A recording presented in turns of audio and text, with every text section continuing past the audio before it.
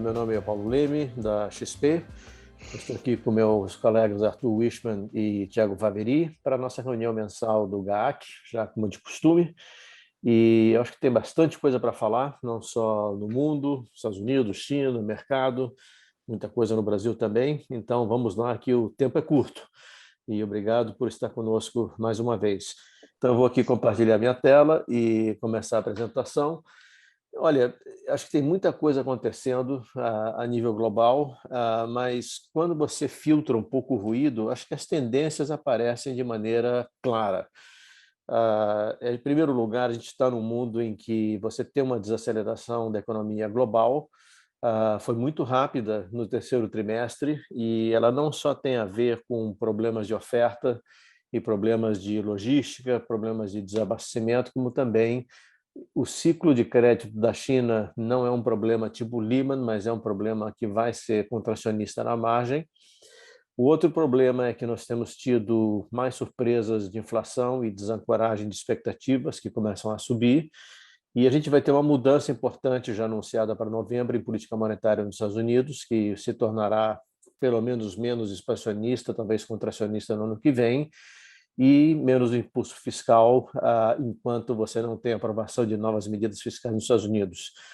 Você tem um movimento muito importante, deve ter, a questão é estar onde, da curva de juros americana, que está ficando mais steep, ela está subindo, especialmente na parte de 10 anos, 30 anos, e entre você começar a precificar os Fed Funds Rates que vão aumentar nos próximos 2 anos e o aumento da inflação, isso vai continuar subindo as taxas longas de 10 anos, 30 anos, e a gente está num mundo onde, depois de ter retornos absolutamente extraordinários no S&P, na Bolsa, eu acho que a gente caiu para um mundo de só um dígito de retorno, 5, 6, 7, 8%, mais volatilidade, o que dá um Sharpe Ratio bem pior, próximo a 0,3, 0,4 para o ano que vem.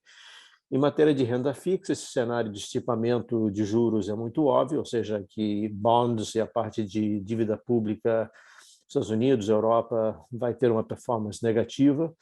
A parte de crédito talvez também sofra, especialmente o complexo que está mais caro que investment grade, high yield de um ou outro, mas também eu acho que, em geral, bonds não vão bem quando você tem uma estipada de juros.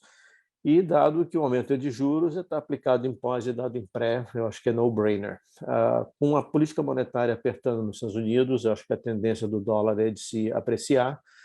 E a parte de commodities, você poderia dizer, bom, se você tem um ciclo de juros aumentando, talvez não fosse tão bullish para commodities, mas o problema é micro, o problema é um problema de escassez, tanto em todo o espectro de energia, petróleo, gás natural, que vai ter efeitos secundários também em inflação, como também todo o complexo de metais, especialmente a parte de alumínio e cobre, e que vão ter esse efeito de retroalimentação na parte de inflação.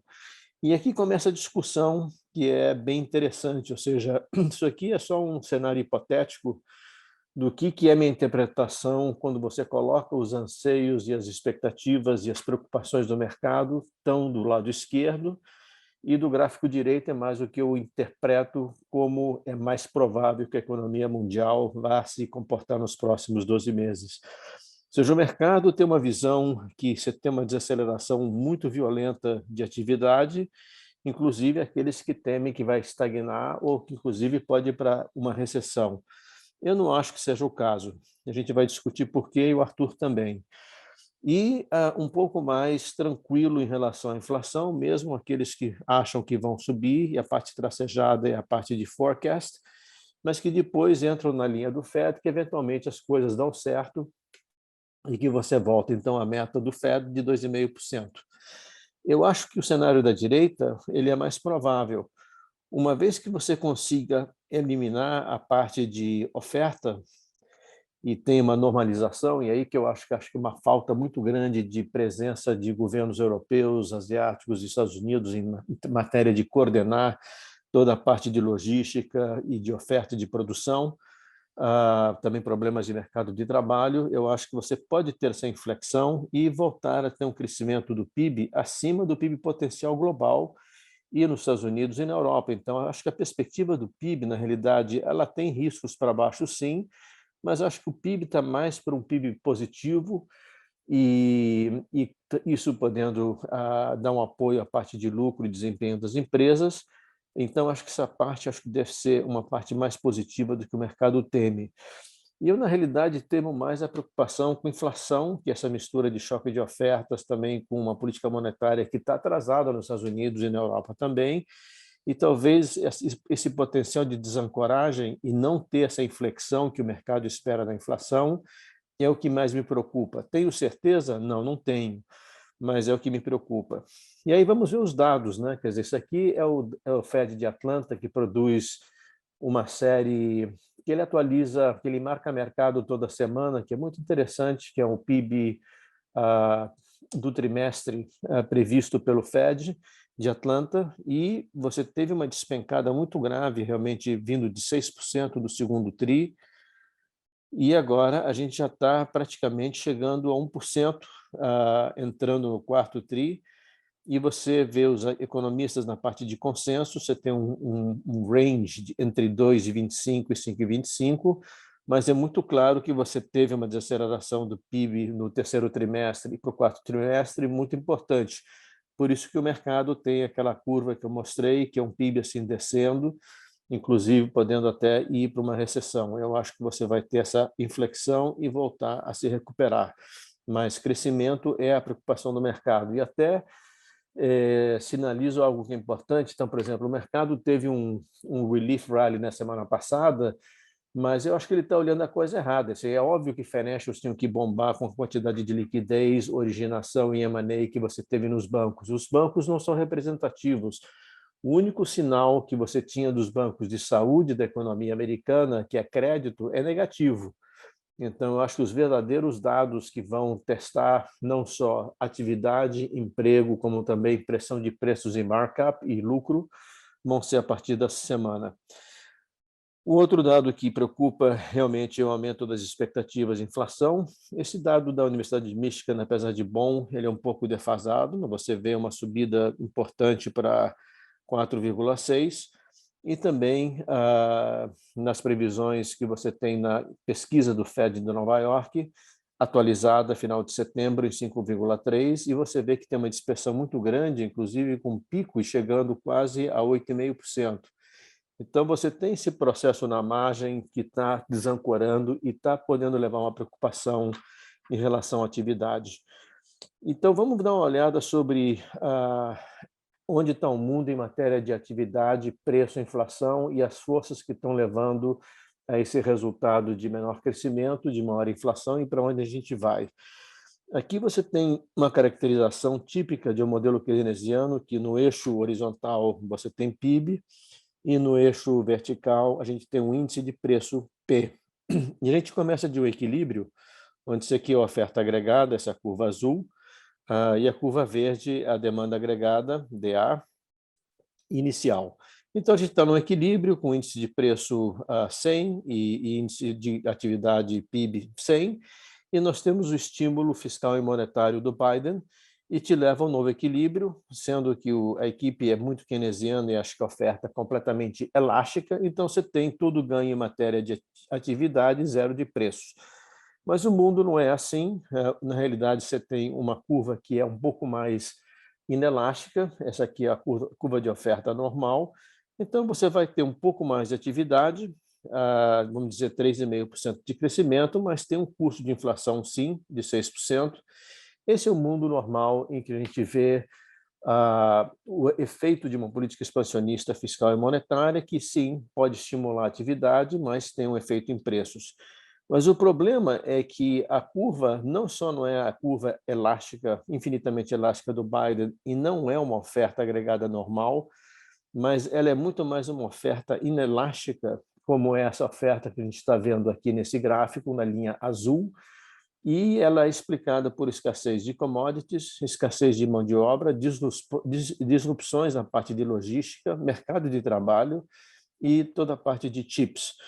Então, em vez de a gente partir de um equilíbrio zero, com PIB igual a 100 e um índice de preços de 100 e ir para o equilíbrio 1, um estímulo da demanda agregada, na realidade a gente vai à esquerda e volta para um equilíbrio 2, muito mais inflacionário, ou seja, dado que você tem escassez e tem demanda, você tem um aumento de preço de inflação muito grande, que é caracterizado por esse aumento de preços, e, na realidade, você tem essa volta do PIB, que você tenta ir para o ponto 1, mas acaba indo para o ponto 2. Então, você tem um crescimento de 4 contra uma inflação de 20. Então, eu acho que esse é mais ou menos o mundo em que a gente vive, caso não houvesse uma normalização, e com o tempo, vamos dizer, ao longo de 12 meses, que é o horizonte que a gente deve prever para o próximo ano, você tem um certo grau de normalização. Então, por isso que eu acho que você vai ter uma recuperação em matéria de atividade, que seria de ir do ponto 2 para o ponto 3. Então, quando a gente volta a esse equilíbrio, você tem um arrefecimento da inflação e tem uma volta da atividade, que ela volta a subir. Então, por isso que eu não acredito, ou seja, que eu acho que o investidor hoje ele está vendo um retrato, uma foto estática da onde a gente está hoje, mas na medida que você tem investimentos e você tem toda a parte logística colocando para funcionar, eu acho que eventualmente você vai ter uma normalização de algo que não é um choque permanente, mas sim é um choque temporário. E tanto é assim que quando você vê as previsões, as duas foram colocadas na semana passada, elas têm uma coincidência muito grande, menos os Estados Unidos. Então, na semana passada, o FMI divulgou os resultados, as previsões para 2022 e 2023. Aqui eu coloco 2021 e 2022, e mostra uma convergência muito grande, ou seja, de que isso aqui não é um mundo que o mercado está descrevendo, ou seja, tudo bem, eu acho que você ter erro de forecast é comum, mas você ter 300 economistas no FMI que tem uma ligação muito grande com os governos e tem uma informação muito boa sobre a economia global, jogar uma bola na arquibancada nesse nível é um pouco difícil, ou seja, não vai acertar na mosca, mas entre 5,9 e 0 é uma diferença realmente brutal. Então, eu acho que isso aqui é muito mais próximo à realidade do que realmente o mercado está temendo. Você vê uma previsão muito parecida em relação à economia mundial que a Goldman Sachs está prevendo, e é muito parecida com o JP Morgan também. A diferença única é realmente em relação aos Estados Unidos, onde o FMI é muito mais otimista, exatamente devido à hipótese de que você teria algum estímulo fiscal, inclusive você teria alguma normalização em toda essa parte de logística, e com isso, então, se você teria uma recuperação depois de ter uma desaceleração até outubro, o PIB americano ele volta a acelerar e fica acima, inclusive, do PIB potencial, porque se nós tivermos 5,6 de atividade e 4 no ano que vem e volta ao PIB potencial em 2023, esse cenário aqui é muito positivo e é muito mais bullish do que o mercado está prevendo. Eu acho que, novamente, o risco para mim é o risco de inflação, que eu acho que vai ser com a recuperação e com pressão sobre commodities. Eu acho que a gente vai ter esse tipo de pressão nos incomodando. Então, dada a incerteza, eu acho que vale a pena trabalhar com 3 cenários. Vão desde os mais otimistas, com a probabilidade de 25% do lado esquerdo, ao mais pessimista, que é mais ou menos algumas caçandras dos mercados colocam uma probabilidade muito alta nesse cenário, não acredito. Eu acho que o cenário razoável é algo no meio, com uma probabilidade de 50%, que sim, você tem um crescimento do PIB que vai desacelerar, mas ele volta a se recuperar de volta ao potencial, uma persistência da inflação ao longo de 2022, mas eventualmente cai em 2023. O Fed já elimina o tapering a partir do ano que vem e termina com um programa de redução das compras já a partir de junho de 2022, e talvez você tenha um lift-off, que é o aumento da taxa de juro a partir de junho, terceiro tri do ano que vem, e com isso você tem uma normalização da taxa de juros. Então, isso vai te dar uma estipada da yield curve. Eu acho que você vai ter um fechamento do 10-year em 1,75 esse ano, 2,25 no ano que vem, com riscos para ter um viés para cima, se de fato tivermos mais inflação, que é o risco, e um pouco mais de atividade. Portanto, a conclusão que eu acho que assim, é muito claro que isso aqui é um mercado que vai ser ruim para a renda fixa, e isso gera demanda para o mercado de renda variável, que vai ser em parte apoiado por crescimento, apesar de ser um crescimento menor, e vai dar um retorno muito menor do que nós tivemos até agora, dado que você tem muito menos crescimentos. Então, você acaba com um retorno esperado de 6%, mais volatilidade, um Sharpe ratio bem inferior. Sim, você pode pensar em cenários muito mais negativos, com inflação subindo, com um fechamento da taxa de juros do 10-year para 2% esse ano, 3% no ano que vem. Eu acho que é possível, mas eu acho assim que esse mercado, que seria um bear market com de-risking, me parece que não é um cenário mais provável que a gente vê para o ano que vem. Agora, o problema é que, como a própria foto diz, é que acidentes acontecem, e sempre aquela conversa do pai com o filho no avião, né? Não, pode ficar tranquilo que o piloto é experiente, está tudo sob controle. Não, nem sempre está tudo sob controle. Eu acho que o risco maior para mim é um erro de cálculo, e eu acho que o risco de você ter um Fed e um ECB mais dovish e de atrasar a parte de normalização da política monetária e nós, de fato, termos uma inflação mais alta com maior crescimento, eu acho que esse que é o risco maior, que seria o que nos levaria a esse cenário da direita, de um cenário mais pessimista, mas não é o de maior probabilidade, ou seja, você realmente tem que fazer uma probabilidade muito alta de um erro de política econômica, de inflação alta, o Fed não fazer nada e, quando tiver que fazer, vai ter que dar uma freada violenta em termos de política monetária, fazer o lift-off a partir de meados do ano que vem, com taxas de juros subindo exatamente aos 3% que você tem na ata do Fed. Mas eu acho que a probabilidade desse cenário é 25% máximo, inclusive um pouco menor. Mas acidentes acontecem, mas o mercado de vez em quando acha e atribui uma probabilidade disso que aqui é 100%. Eu acho que é pouco provável. Mas se isso fosse acontecer, a curva de juros, que não há, é o nosso cenário central, o que ela faria? Em primeiro lugar, na parte de policy rate, na parte da frente da curva, que é o policy segment, você vai ter um aumento da Fed Funds, e você teria que ter um prêmio de inflação, um term premium e Fed Funds subindo. Então, você poderia ter esse cenário no bear market, que é o cenário 3, né? Mas a probabilidade é só de 25%. Aí você teria uma estipada violenta na parte de 10-year, e isso levaria a um de-risking e levaria a um bear market, mas, novamente, isso aqui seria um cenário consistente com um cenário mais pessimista, mas não é o cenário central que a gente olha, que é um cenário de crescimento um pouco menor, ruim para a renda fixa, mas ainda ok para a renda variável, apesar que os ganhos vão ser de um dígito apenas e com um pouco mais de volatilidade. Então, eu termino por aqui, e eu sei que o Arthur vai detalhar muito mais esse cenário, então passo a palavra agora para o Arthur. Obrigado. Poxa, estagflação. Todo mundo tem ouvido, todo mundo tem lido discussão de jornal. Poxa, nós estamos num ambiente de estagflação, a inflação está alta, o crescimento desacelerou muito, década de 70 all over again, etc. Então, vamos dar uma olhada nisso, vamos entender mais do que exatamente a gente está falando e o que é, o que existe, o que não existe, tá? Então, a gente vai falar da estagflação em si, se a gente está vivendo um choque de oferta ou de demanda. Essa parte é muito importante, porque as pessoas confundem muito choque de oferta e choque de demanda, e especialmente para a gestão de portfólio, elas têm impactos completamente diferentes, tá?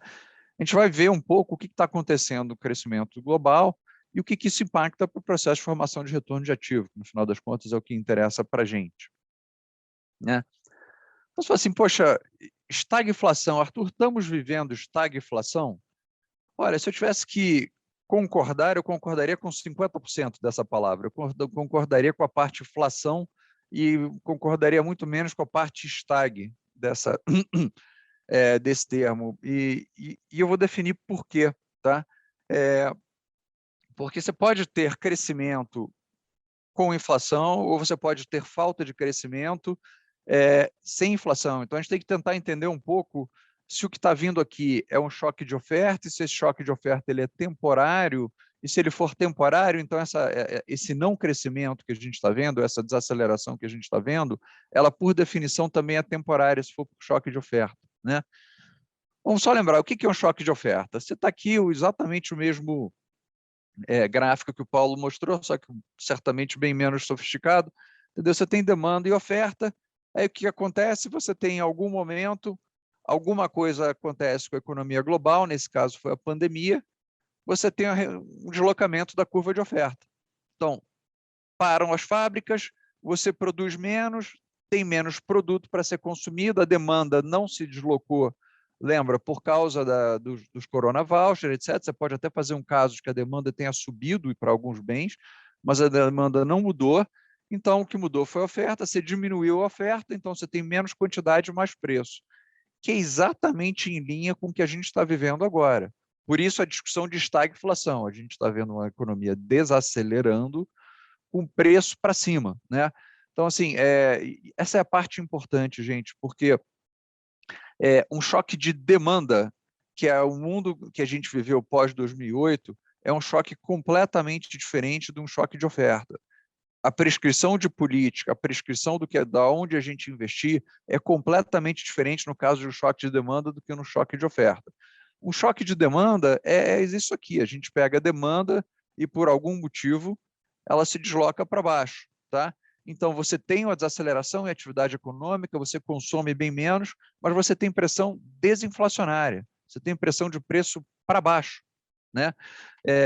E quando você já está perto do limiar zero de taxa de juros, aí você tem que fazer afrouxamentos quantitativos e outras coisas mais, entendeu?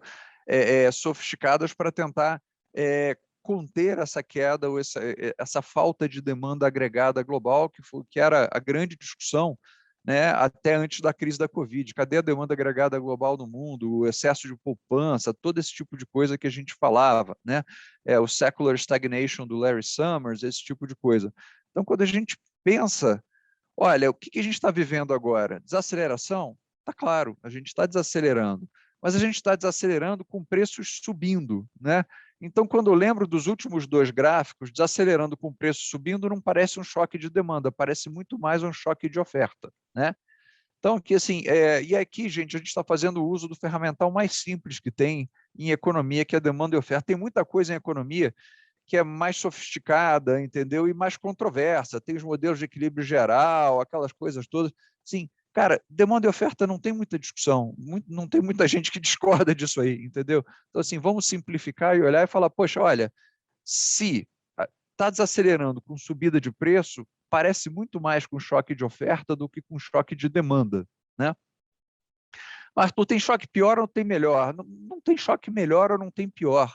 O que a gente tem que entender aqui é que eles são diferentes, são associados a características diferentes, tá? Mas o que a gente pode dizer é o seguinte, tá? E isso aqui são alguns exemplos que a gente tem visto aí, cara, vocês viram nos jornais os últimos ad nauseam, né? Que, pô, até a Apple já falou que vai fazer 10 milhões de iPhones a menos porque não está conseguindo chip, né? A Apple era considerada o padrão em termos de integração de cadeia de produção, etc. Então, se até a Apple está tendo dificuldade de ter acesso a chip, né? Então, assim, a gente concorda com o fato de que sim, é um choque de oferta global de magnitudes relativamente relevantes, tá? Mas quando a gente olha aqui, pô, de novo, não tem pior, não tem melhor. O que a gente pode dizer é que, sob esse choque de oferta que nós estamos passando agora, tá? Tem algumas coisas interessantes, né?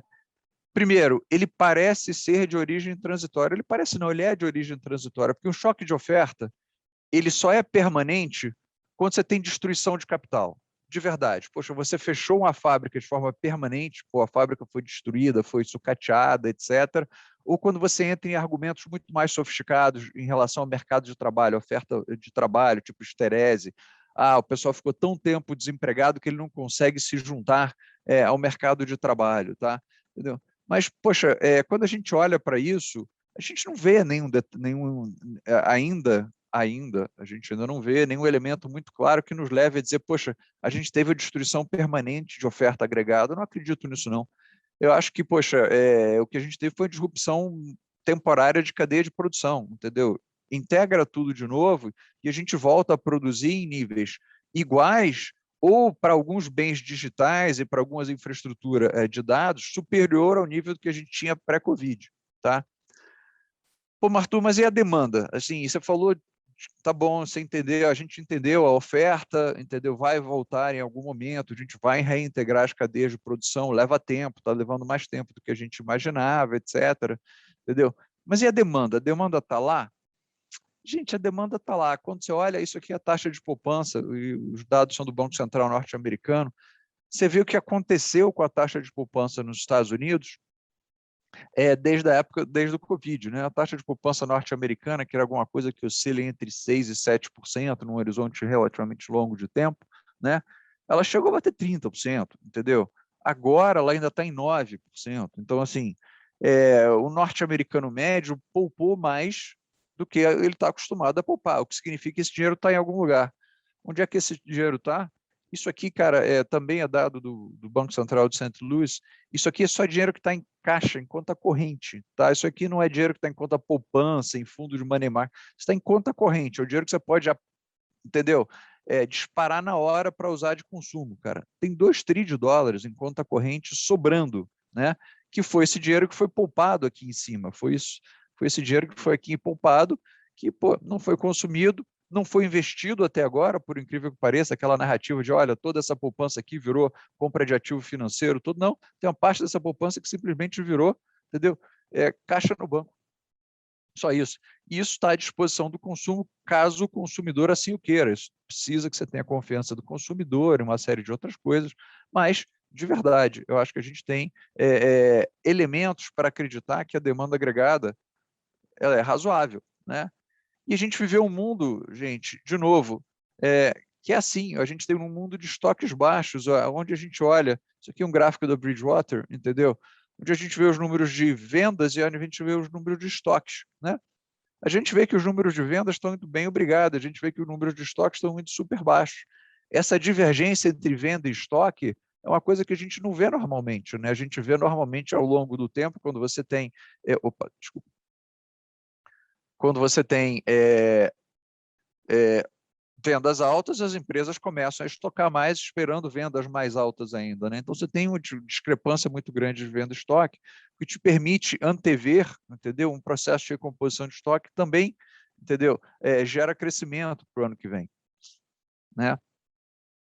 Ah, mas Arthur, então vamos lá. E os termômetros da temperatura global?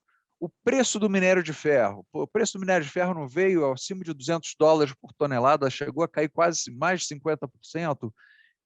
Minério de ferro é o minério mais consumido no mundo inteiro, é o metal mais consumido no mundo inteiro. Isso não significa uma desaceleração global. Isso não é um dos termômetros que a gente usa para medir a temperatura da economia global. Isso não significa uma desaceleração muito importante. O gráfico da esquerda parece indicar que sim. Agora, se você estica um pouquinho o mesmo gráfico da esquerda, né, o horizonte temporal, se você, em vez de pegar de 2020, você pega de 2018, você vê, o preço do minério de ferro está em torno de $120 por tonelada. Verdade, ele bateu 200, então estamos caindo 40%. Mas ele está vindo de alguma coisa, ele oscilava entre 50 e 70. A média, já pegando todo esse pico aí, é em torno de $88 por tonelada. Então, 120 não é um preço exatamente de colapso, né? Assim, olha, poxa, parece que a economia global está colapsando. Ela colapsou porque a gente ancorou no 200, a gente viu que $200 por tonelada era um negócio relativamente alto, e quando a gente vê a 120, a gente fala, nossa, poxa, caiu para caramba, isso significa que a economia global está contraindo de forma muito expressiva. Não é necessariamente verdade, não. Vamos olhar outros termômetros, tá? Mas tem esse termômetro aqui, isso é verdade, ele indica uma contração, tá? Cobre, tá? Gente, quando eu estava no Canadá, e o Canadá é um mercado também com empresas, onde a bolsa tem muita empresa de mineração, os analistas mais antigos chamavam o cobre de doutor cobre, porque eles diziam que o cobre tinha um PhD em economia, né? Porque o cobre era um indicador muito fidedigno da atividade global, né? Ele é o terceiro metal mais consumido, né? Pô, Arthur, você botou o primeiro e botou o terceiro, por que você não botou o segundo, que é alumínio? Porque alumínio está tendo um choque de oferta em bauxita, né? Lá na Guiné, interrupção das minas, aquela coisa toda. Então, vamos tirar do meio do caminho o choque de oferta e vamos colocar o cobre, né? Cuja oferta está seguindo normalmente, né? Então, assim, o metal mais consumido no mundo indica uma contração de atividade econômica. O segundo, o metal mais consumido no mundo, que é o cobre, não, que é o alumínio, não, mas tem choque de oferta. O terceiro metal mais consumido no mundo, claramente também não indica uma contração de oferta de demanda muito grande, né? Não indica que o mundo está numa recessão, não indica que o mundo está em direção, entendeu, recessiva, né? Vamos lembrar, a gente usa cobre para linha de transmissão, para linha, entendeu, para uma série de coisas, para construção civil. Então, assim, isso tudo, o preço do cobre não indica um colapso na demanda, né? Se tivesse colapso na demanda, o preço do cobre podia estar 30%, 40% abaixo do que ele está aí. Outro indicador de produção global, então vamos pegar a temperatura e vamos usar vários outros indicadores, né? O índice de frete global, o Baltic Dry Index, né? Assim, perto dos highs, né? Na verdade, se você pegar entendeu, tentar pegar um container hoje de Long Beach para a China, entendeu? Você vai pegar preços próximos dos highs históricos, muito próximos dos highs históricos, né? Então, assim, poxa, isso também não é uma indicação, é comércio global, né? Ele vai em linha com o crescimento global, né? Então, assim, isso não parece indicar que o crescimento global está muito desacelerado, né? A gente está numa recessão. Exportação chinesa, né? A fábrica do mundo, né? A China é a fábrica do mundo, exporta tudo para muita gente. Então, a gente viu que que o preço dos navios está caro e que a China está mandando muita coisa para muita gente. Então, gente, alguém está consumindo alguma coisa, de verdade. Se os estoques estão baixos, a China está exportando muito e os navios estão transportando muito, alguém está consumindo alguma coisa, de verdade. Essa que tem que ser a conclusão a nível global. Assim, então, dos vários indicadores globais de, poxa, vamos olhar a temperatura do mundo, né? E vamos ver se quais deles indicam recessão. O minério de ferro indica uma desaceleração muito mais forte, só que os outros indicadores não confirmam esse sinal que a gente vê no minério de ferro, né? Então a gente fica um pouco confuso, né? A gente tem que pelo menos dar à economia global o benefício da dúvida para dizer, olha, não é tão claro assim que esse sinal dado, entendeu, pelo minério de ferro indique que o mundo está numa recessão, né? Poxa, Arthur, você está falando, tá bom, mas isso é agora, né? Isso era o passado. E o futuro? Tá? E daqui para frente, você está descrevendo a economia como ela era um mês atrás. Tá? Poxa, será que isso não aconteceu exatamente agora? Né? Será que isso não está acontecendo daqui para frente? O ISM tem esse indicador de manufatura, e uma das partes do ISM é o que ele chama de backlog, ou seja, a quantidade de ordens, né, que as empresas estão recebendo. Né? A quantidade de ordens está perto dos highs, né, no ISM Manufacturing. Então, assim, ordens futuras, né, continuam vindo, entendeu, em quantidade bastante razoável, assim. Né? Então, você olha e fala, poxa, a demanda futura está lá, né, as empresas estão encomendando um monte de coisa, né? E você pega esse dado do NFIB, né, entendeu? Que é a quantidade de empregos que é reportada como a quantidade de empresas que reporta que não está conseguindo contratar gente o suficiente, né? Então, assim, também está nos highs. Então, quando você olha para isso, você fala assim, poxa, a ordem de produtos, né, a demanda por produtos está alta e a demanda por mão de obra está alta. Isso é o sinal de uma economia que está, entendeu, colapsando de demanda, que está tendo um problema muito grave de demanda? Não é. Assim, não parece ser. De novo, em economia pode ser que, famosas últimas palavras, né? Você fala não e daqui a um segundo tem um choque e a economia cai numa recessão de novo. Mas, assim, até agora, olhando de onde a gente está olhando, não parece ser o caso. Tá? E é tão complicado de entender essa história de choque de demanda, choque de oferta, o que é o quê, que o próprio Comitê de Política Monetária do Fed, o FOMC, está dividido, né? Foi o que o Paulo falou. Esse aqui são os famosos dot plots, né? Você vê que para 2022, metade do comitê fala, poxa, a gente vai parar as compras, que é o que o Paulo falou, a gente vai começar o tapering agora em novembro, entendeu? A gente para as compras até o meio do ano, e aí, cara, a gente para as compras e dá um tempinho, né? Fica 6 meses sem fazer nada e começa a subir os juros em 2023. E tem a turma falando, não, calma, assim, vamos subir os juros já em 2022, já no segundo semestre de 2022 já é fair game, já está no jogo, né? E o comitê está dividido exatamente ao meio, né? Então, assim, isso mostra o quão difícil está de fazer um diagnóstico da economia global de forma correta. Né? Tem uma parte do comitê que diz, cara, peraí, calma, entendeu? A gente não tem muita coisa, tem muitas moving parts, tem auxílio à demanda, tem choque de oferta, tem muita coisa se movendo ao mesmo tempo para a gente poder, entendeu, tomar uma decisão de política monetária com clareza. Vamos esperar um pouco mais. E tem a turma que diz, não, não, não, olha, já resolvemos o problema, o mundo já está crescendo, a gente resolveu o problema entendeu, de falta de demanda agregada, de falta de crescimento via Covid, já recuperamos o buraco, já saímos do buraco da Covid, agora vamos, entendeu, normalizar a questão de política monetária. E essa não é a resposta trivial, não. De verdade, gente. Eu acho que não é fácil lidar com isso. Então, só relembrando, poxa, o que isso significa do ponto de vista de investimento? Aqui são os 4 quadrantes que o meu amigo Paulo Gittes, que está aqui do meu lado, me lembra sempre, né, de investimento. A gente está aqui, Gittes, se você tiver aí, dá um ok com a mãozinha lá no negócio. A gente está nesse quadrante aqui, ó. A gente está num quadrante onde vai ter um crescimento e não vai ter inflação. A gente não está no quadrante de estagflação. Eu não acredito que a gente vai permanecer nesse quadrante de estagflação em termos de construção de portfólio de jeito nenhum. Eu acho que a gente vai continuar num crescimento inflacionário. Como o Paulo falou, talvez o crescimento não seja tão fantástico assim, apesar de ser acima do potencial, e talvez o impacto inflacionário seja maior do que a gente gostaria. Mas sim, ele é crescimento e sim, ele é inflacionário. Não, ele não é não crescimento inflacionário, né? Eu acho que essa é a parte importante para a construção de portfólio, né? Lembrando que a gente falou no GAAC lá de fevereiro. Então, é uma pergunta razoável. Ok, tá bom, Arthur, então onde é que vai vir o retorno? Você já estabeleceu isso, estamos naquele quadrante, é um crescimento com inflação. Gente, o retorno vai vir de crescimento de lucro, vai vir de crescimento de lucro mais dividendos. Isso aqui é de onde está vindo o retorno, e eu só estou descrevendo aqui, eu não estou falando nada muito novo, não. As barras azuis é o IPS crescendo e as barras cinzas são o que está acontecendo com o price earnings, com o múltiplo do S&P, né? Então você vai, quanto cresce o lucro, mais quanto varia, né? Quanto cresce o lucro por ação, ou seja, isso inclui buybacks, etc., mais quanto varia, entendeu? O múltiplo dá o teu retorno do S&P. Você vê que já nos últimos meses a gente tem tido o S&P tendo um retorno positivo, porque você está tendo um crescimento de lucro e a contração de múltiplo, tá? A gente pode olhar isso com mais detalhe aqui, tá?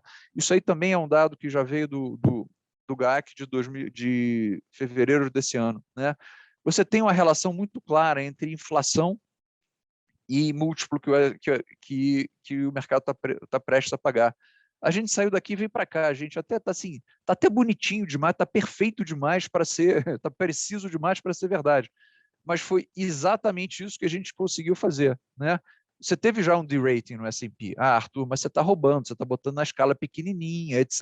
Tal, mas a gente já veio de um PI de 23 no S&P para um PI de 20, né?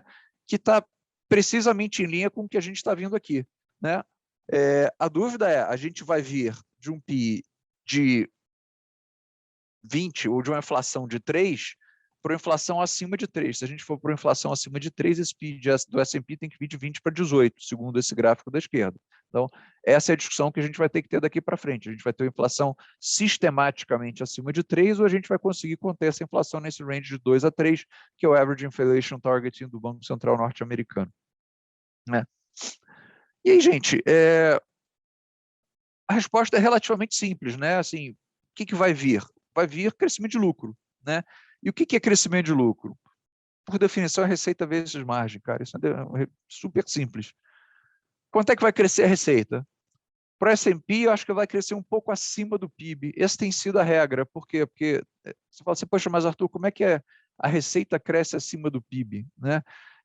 Porque as empresas do S&P, as empresas, se você somar todas as receitas, você dá o PIB, né? Mas as empresas do S&P ganham market share ao longo do tempo, né? Então, as empresas do S&P têm um crescimento de receita um pouquinho acima do PIB norte-americano, do lado norte-americano, sem contar que 1/3 mais ou menos das receitas das empresas do S&P vem de fora dos Estados Unidos. Então, a receita para o S&P ela vai crescer 1/3, um pouquinho acima do PIB dos Estados Unidos, mas 2/3 PIB global, PIB ex-US, né? Então, assim, é o que a gente tem de crescimento.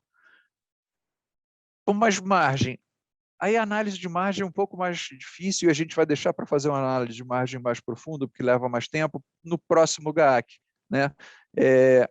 Mas tem uma coisa que eu gostaria de lembrar para vocês: a mudança de composição setorial nas margens torna a análise temporal de margem diferente.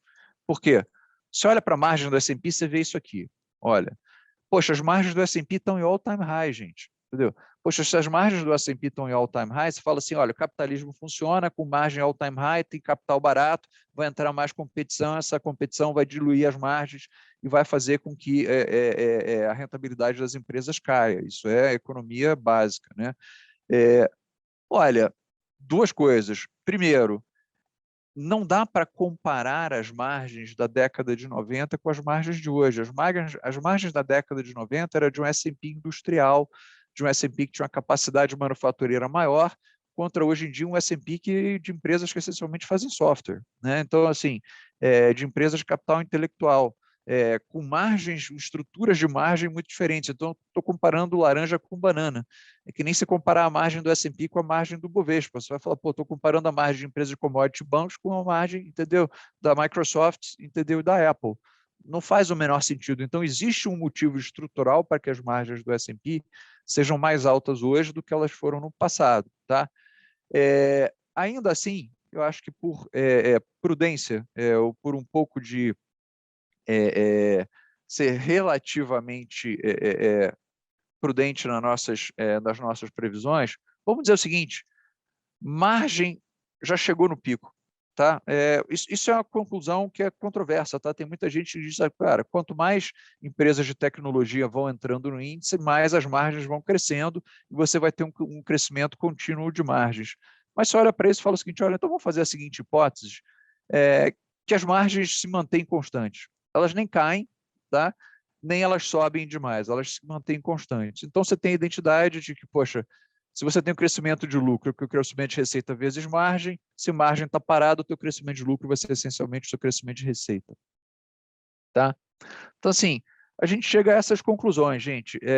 Para terminar aqui, dá tempo do Faveri falar. Né? Estagflação, a gente acredita mais na parte inflação do que na parte estag. A gente não está muito comprado da ideia do estag, não. Tá? A hipótese do choque de oferta, para a gente, ela parece ser mais plausível, né, do que a hipótese de uma falta de demanda agregada. Tá?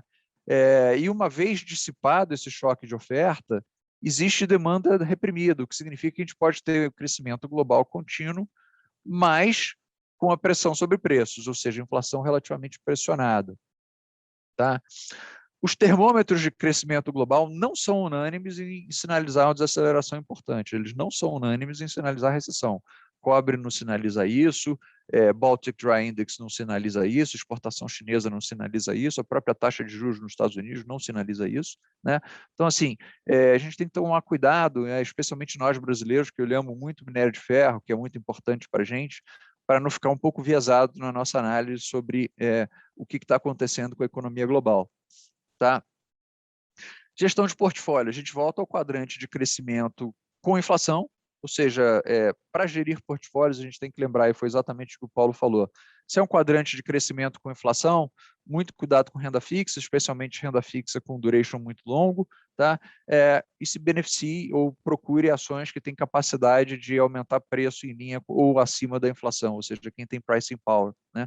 É a história que a gente vem falando ao longo do tempo. Tá?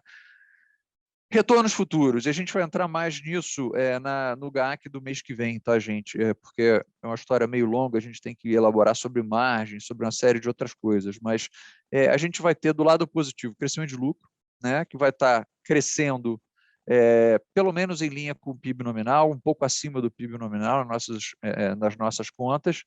Você vai ter do lado negativo a contração de múltiplo, então, crescimento, que é exatamente aquele gráfico com as barras azuis e as barras cinzas. Crescimento de lucro, contração de múltiplo, você tem um retorno nominal abaixo da média histórica. A exceção a isso, e essa também é outra discussão que a gente vai ter que ter no GAAC em algum momento, é se a gente pode ter uma aceleração da produtividade. Tá?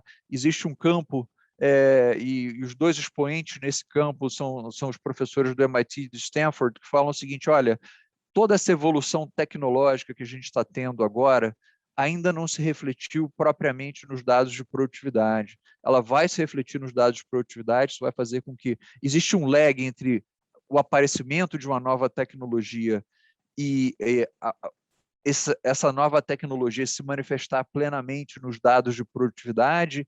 Os caras olham isso desde 1800, lá vai bolinha, do motor a vapor, etc.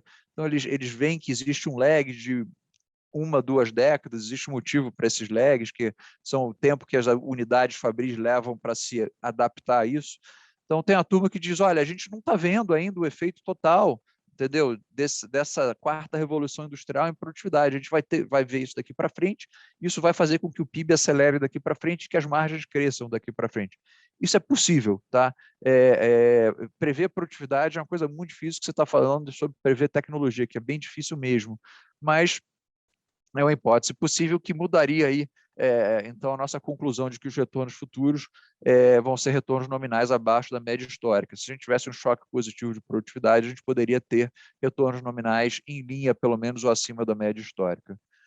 E eu paro aqui, gente, e agora passo para o Faveri. Muito obrigado pela atenção de todos. Bom, acho que o Paulo e o Arthur já passaram bastante desse primeiro parágrafo, né? Só para falar um pouquinho para vocês quais são os principais eventos, né, do mês passado. Então, a gente teve reunião dos principais bancos centrais dos países desenvolvidos, com destaque para o Banco Central Americano e Banco Central Europeu. Como o Paulo comentou e o Arthur, o Banco Central Americano indicou que deve iniciar uma redução do programa de estímulos, né, e essa redução provavelmente deve terminar no meio do ano que vem, em cerca de 15 bilhões de dólares por mês. Além disso, a gente viu que 9 dos 18 membros do comitê já acreditam numa alta de taxa de juros a partir do ano que vem. Em 2023 e 2024, a gente teria mais 3 altas cada ano. Também essa é a expectativa por aquele gráfico que o Arthur apresentou. E acho que o que acabou impactando bastante os mercados foi esse acúmulo de riscos, que é um pouco do que a gente vem falando, né? E o Paulo e o Arthur também bateram bastante na tecla nas últimas 2 reuniões com vocês, que a gente acredita em um aumento da volatilidade olhando para frente. E os principais riscos que passaram, né, que ainda estão sendo discutidos pelo mercado, são esses que a gente acabou listando aqui. Então, Covid, desaceleração do ritmo de crescimento, como o Paulo falou bastante na apresentação inicial dele, redução dos estímulos, os riscos políticos aqui nos Estados Unidos, né, o aumento do teto é um deles, o aumento das taxas de juros, acho que todo esse posicionamento dos bancos centrais acabou também fazendo com que as taxas de juros abrissem, né, com que elas aumentassem, as crises energéticas na China e na Europa, intervencionismo do governo chinês e também a questão da Evergrande, que o Arthur comentou um pouquinho no nosso último GAAC. Especificamente sobre a parte de renda fixa, né? Acho que todo esse tom mais inclinado à redução de taxa de juros, ele fez com que as taxas subissem, né? É um pouco do que a gente vê nesse primeiro gráfico aqui de cima, o fechamento do mês anterior, de agosto, e o fechamento do mês passado, a movimentação que a gente viu nas taxas de juros. Então, as taxas mais longas subiram até um pouquinho mais do que as taxas mais curtas, mas não é muito diferente do que a gente acabou vendo nos principais países desenvolvidos do mundo. Então, as taxas de 10 anos ao redor do mundo, elas subiram de uma forma unilateral, né? Todos os países acabaram vendo esse aumento de taxa de juros. Em termos de performance, a gente, como o Paulo comentou, né, os ativos mais sensíveis ao aumento de taxa de juros acabaram performando pior, como, por exemplo, Investment Grade, que é o Global Aggregate, que tem um duration médio aí de 7, 8 anos, acabou performando uma queda de 1,8 no mês passado, e isso faz com que a gente continue com a nossa posição mais conservadora na parte de renda fixa. Na parte de renda variável, o que a gente viu foi que o único setor do S&P que subiu no mês passado, depois eu volto para esse primeiro, mas o único setor que subiu no mês passado foi o setor de energia, teve um aumento forte do preço de petróleo, né, como a gente comentou, em função todo o processo de crise energética que a gente tem discutido ao redor do mundo, e o setor financeiro também performou melhor que o S&P, muito em função também desse aumento de taxa de juros, mas ainda assim no território negativo. Então, todos aqueles setores mais sensíveis à taxa de juros, a esse aumento de taxa de juros, performaram pior, como é o caso do setor imobiliário, menos 6,6 no mês, setor de utilidades públicas, menos 6,4% no mês. Setor de tecnologia e comunicação, ali próximo entre 6 e 6,5% de queda. Setor de saúde e aqueles setores também mais alavancados ao crescimento econômico, como a gente comentou, né? A gente está tendo uma redução da taxa de crescimento, né, ao redor do mundo, e os setores de materiais e o setor industrial também performaram bem pior no mês passado, o setor de materiais menos 7,4% e o setor industrial menos 6,2%. Mas acho que esse aumento de riscos, como a gente listou no slide, 2 slides anteriores, a gente viu que as bolsas ao redor do mundo performaram muito mal, com o S&P caindo 4,8% no mês passado, algumas outras bolsas sul-americanas com quedas maiores, e algumas bolsas até europeias e inclusive algumas ali na região asiática performando um pouquinho melhor, mas ainda assim num território negativo.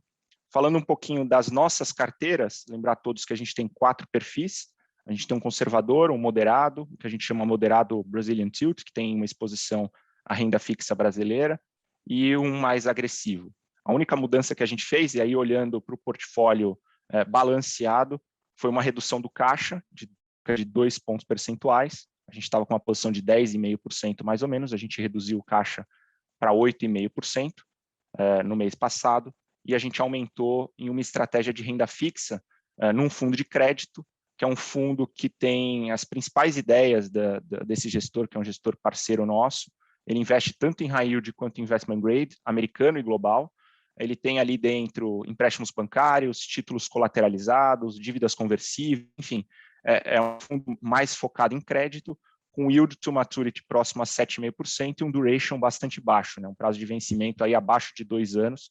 Então, ele traz um pouquinho de retorno para essa nossa parte de renda fixa, que está muito concentrada em renda fixa de curto prazo. Então, essa foi a única mudança que a gente fez no portfólio no mês passado. Passar um pouquinho para vocês sobre as exposições do XP Global Strategies, né, que é o nosso fundo que representa exatamente esse perfil moderado do Comitê Global de Alocações. Ele é um portfólio bastante diversificado, como vocês podem ver pelo gráfico da direita. Hoje a gente tem aí um pouco acima de 40% em renda fixa, um pouco abaixo de 40% em renda variável, uns 13% em alternativos líquidos, né, e depois a gente pode explorar um pouquinho mais, e cerca de 7,5% em caixa. Em termos de exposição geográfica, a principal região continua sendo Estados Unidos, China e Reino Unido. Olhando para o portfólio de renda fixa, como eu comentei, e o Paulo falou bastante sobre isso, a gente, desde o final do ano passado, a gente carrega um portfólio em renda fixa muito conservador. A gente tem um prazo de vencimento aí médio abaixo de 3 anos, né, um duration de 2 anos no portfólio, bastante diversificado, mas ao mesmo tempo bastante concentrado em renda fixa de curto prazo, que é menos sensível a essa variação das taxas de juros, né? Então, isso acabou ajudando bastante a gente a proteger o portfólio de renda fixa durante esse ano de 2021. Já na parte de renda variável, também é um portfólio bastante diversificado em regiões geográficas, estratégias, estilos, como vocês podem ver, né? A gente tem na parte de exposição setorial 36% em cíclicos, 40% em setores mais cíveis, né? E 24% em setores defensivos. Em estilo também bastante diversificado. Então, a gente tem um conforto grande com relação a esse portfólio, composto, né, entre essa parte de renda fixa, essa parte de renda variável e também a parte de investimentos alternativos, que a gente tem cerca de 13%, em 4 estratégias, basicamente. A gente tem uma estratégia de eventos corporativos, uma estratégia de prêmio de risco, uma estratégia de tendências, um fundo quantitativo, e também um fundo imobiliário que, como a gente gosta de falar no Brasil, investe em tijolo, né, que está bastante, tem uma proteção grande contra a inflação. E acho que esses 4 investimentos, eles são bastante descorrelacionados com a parte de renda fixa e renda variável, e no final do dia acabam fazendo com que a gente tenha uma composição mais interessante em termos de risco-retorno para o portfólio. E aí, para finalizar, só passar um pouquinho para vocês com relação à performance. No mês de setembro, a gente caiu 1,8%, a gente caiu até menos do que o mercado. Acho que essa diversificação acaba ajudando bastante a gente nesses momentos, e a gente já recuperou 50 bips nesse início de mês. Agora, então, o que a gente fechou o mês passado próximo a 2%, a gente voltou a estar próximo a 2,5% de performance esse ano, com destaque positivo em termos de performance para a nossa estratégia de renda variável no mercado americano, seguido dos investimentos alternativos, em segundo lugar ao longo do ano. E do lado negativo, renda variável de mercados emergentes, que chegou a consumir aí cerca de 150 bips da nossa performance no ano. Então, acho que era basicamente isso que eu tinha para passar para vocês.